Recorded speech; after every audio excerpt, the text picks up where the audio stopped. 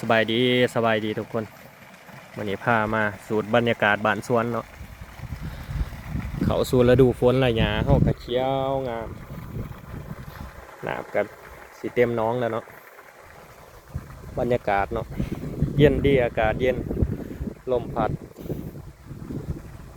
อากาศสดชื่นเนาะ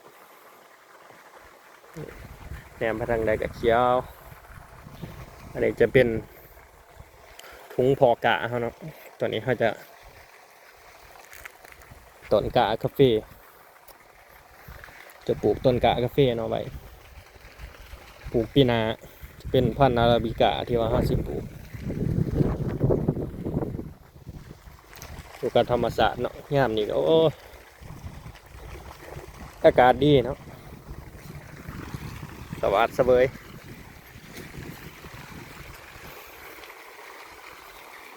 นี่